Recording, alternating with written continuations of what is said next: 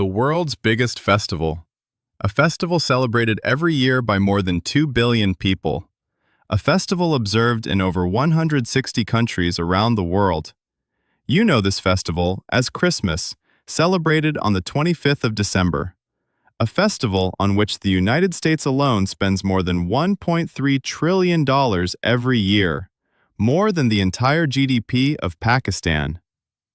But what if I told you that there is a lot about Christmas and the date of the 25th of December that you probably don't know? For example, the Bible never mentions that Jesus was born on the 25th of December. The tradition of Christmas trees was not started by Christians, but by German pagans. And the Christmas we know today is actually only about 150 years old. So this raises a few important questions. The first question is, what twists did history take that Christmas became the Christmas we know today? Let me be very clear. The purpose here is not to attack any religious faith. The purpose is to understand history, to understand how events transform over time. And most importantly, to answer a question that many Muslims often ask. Is it permissible for a Muslim to say Merry Christmas or wish someone on this day? What is the real story?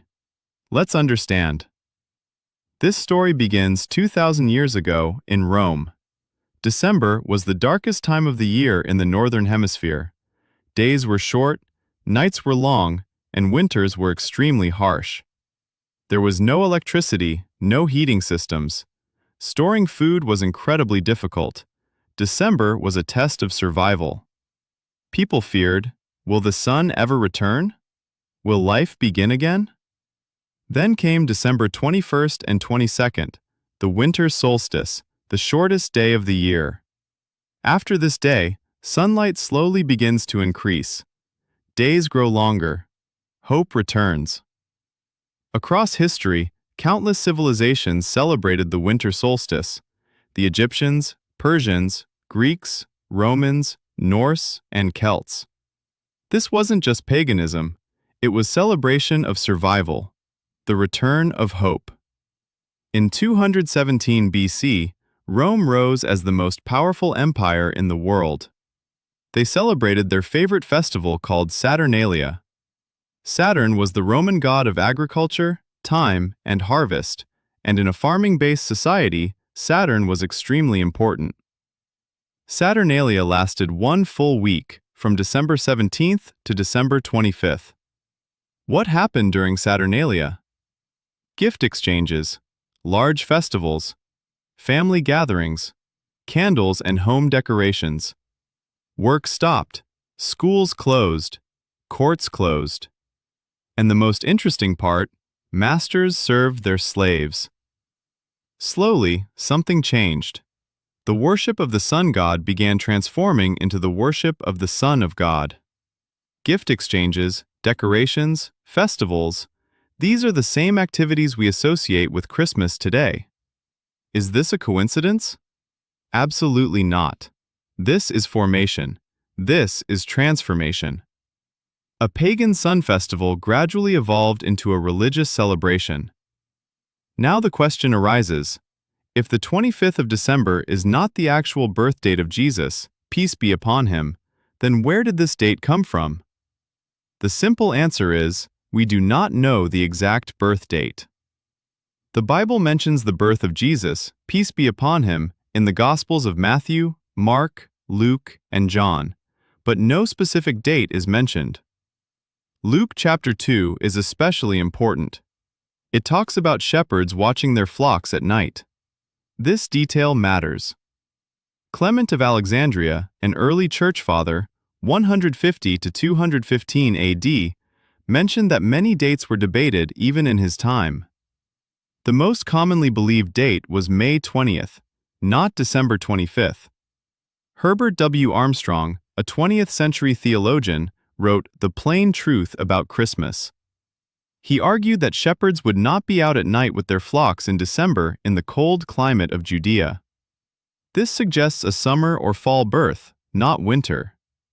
In 1911, both the Encyclopedia Britannica and the Catholic Encyclopedia stated clearly that Christmas was not originally a major Christian festival and was influenced by pagan traditions.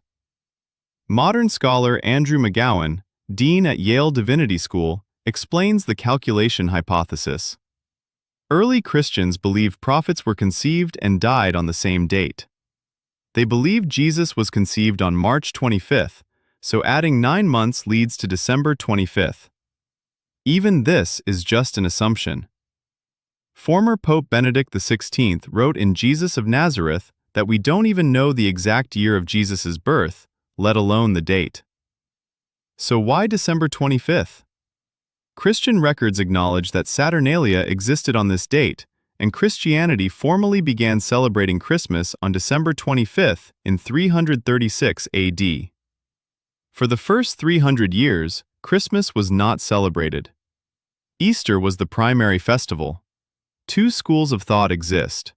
Christmas was placed on December 25th to make pagan conversions easier.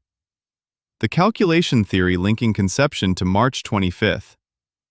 One thing is clear, December 25th is an adopted date. But adoption does not erase spiritual meaning. Today, Christians celebrate Christmas with sincerity and devotion, and that deserves respect. Now the real question. Can Muslims say Merry Christmas? Islam holds Jesus, peace be upon him, in the highest respect. An entire chapter of the Quran, Surah Maryam, is dedicated to his story. The Quran affirms his miraculous birth and honors him as a prophet. But there is a fundamental difference. Christmas is not only about birth, it also celebrates the belief that Jesus is the Son of God. This belief contradicts Islamic monotheism, Tawheed. Islam teaches, Allah is one. He neither begets nor is born. Surah Al-Ikhlas. This is not disrespect, it is a theological difference. Because of this, the consensus among Islamic scholars is that participating in religious celebrations of other faiths is not appropriate. The Prophet Muhammad said, "Every nation has its festivals, and these are ours." Our festivals are Eid al-Fitr and Eid al-Adha. The most critical concern today is the next generation.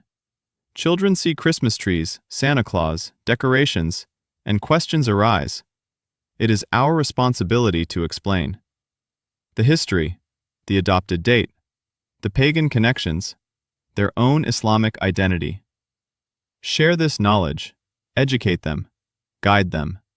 When we fulfill our responsibility, our children will make informed and confident decisions in the future.